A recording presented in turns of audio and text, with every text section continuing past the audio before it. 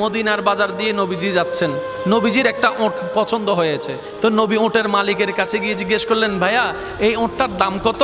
ওই দামাদামি হলো, নবী সে দামে কিনতে রাজি হলেন, কিন্তু নবীর কাছে তখন অর্থ ছিল না। তখন নবীজি ওনাকে বললেন, আপনি আমাকে ওঁটটা দেন, আমি এখনই গিয়ে আপনার সেই প্রাপ্যটা পাঠিয়ে দিচ্ছি। ওঁটের মালিক ওনাকে ওঁটটা দিয়ে দিলেন। আশেপাশে যারা ওঁটের মালিক ছিল সবাই জিজ্ঞেস করতেছে, এই পাগলা, তুমি কি যাকে ওঁট দিয়েছো তাকে চিনো? বলে যে না। নাম জানো? বলে যে না। পরিচয় জানো? বলে যে না। ঠিকানা জানো?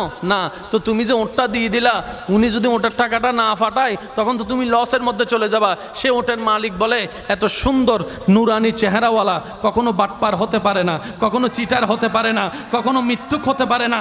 ওনার চেহারা দেখেই তো আমি ওঁট বিক্রি করার আগে মনটাই বিক্রি করে দিয়েছি, মনটাই বিক্রি করে দিয়েছি, মনটাই বিক্রি করে দিয়েছি। তোমরা যাই বলো, আমার মন বলে উনি আসবেই আসবে, টাকাটা পাঠাবে পাঠাবে।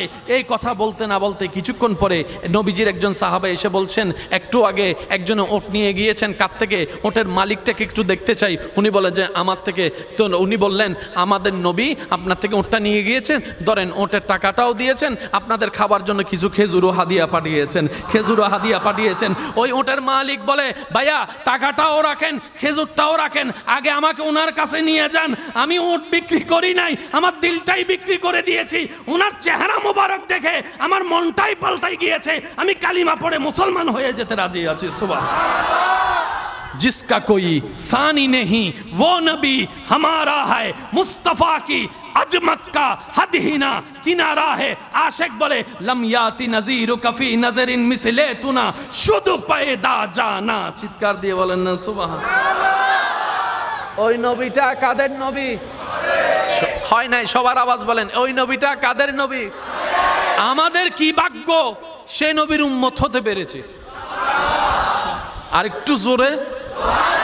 প্রত্যেকটা বান্দাকে আল্লাহ জীবনে একবার সুযোগ দেয় দেয়, সে যে ধর্মেরই হোক, একবার সুযোগ আল্লাহ দিবেই দিবে, কিন্তু সুযোগটা কখন আসবে আল্লাহ জানায় না।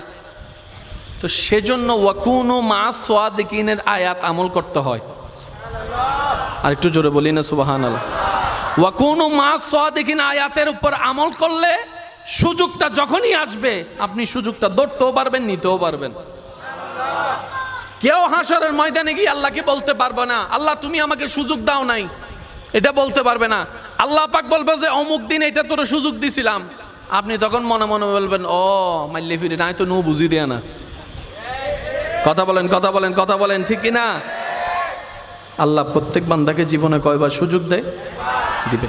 হয়তো আপনার এসে চলে গিয়েছে, আর না হয় আসবে। একটু প্রস্তুত থাকেন। এটা ধরতে জানলে দুনিয়াও কামিয়াব, আখিরাতও কামিয়াব। যেমন বাইজিদ বুস্তামিকে আল্লাহ আপন করে নিতে চাচ্ছেন। উনি সারা রাত ভর কি নিয়ে দাঁড়াইছিলেন ভাইয়া? বলেন না ভাই। পানি। হাতে কি? হাতে কি? সারা রাত কি করছেন? দাঁড়ায় আছেন। আল্লাহ এটা কবুল করে নিছে। ডাইরেক্ট আব্দুল্লাহ থেকে ওলি আল্লাহ বানাই দিছে। সুবহানাল্লাহ, জোরে বলেন না। তো যে পথ পার হয়ে উনি যেখানে যেত 10 বছর লাগতো, আল্লাহ সেটা সেকেন্ডের ভিতর পার করাই দিয়েছেন। সেজন্য মা বাবার যখন সেবা করবেন নিয়ত এটাই রাখবেন, ও আল্লাহ এটা তোমার যেন পছন্দ হয়, এটার দ্বারা তুমি আমাকে কল্যাণ দান করো, এটার দ্বারা তুমি আমাকে জান্নাত দান করো। মা বাবার সেবা করার সময়, মা বাবাকে দেওয়ার সময়, মা বাবার উপকার করার সময়, বউকে দেওয়ার সময়, স্বামীকে দেওয়ার সময়, মানুষকে দেওয়ার সময় নিয়ত রাখবেন, আল্লাহ তোমাকে খুশি করতে চাই, তোমাকে রাজি করতে চাই, তোমাকে রাজি করতে চাই। সুবহানাল্লাহ বলেন না। তোমাকে রাজি করতে চাই, তোমার দেওয়া সম্পদ তোমার খুশির জন্য তোমার বান্দাকে দিচ্ছি, তোমাকে রাজি করার জন্য, তোমাকে খুশি করার জন্য।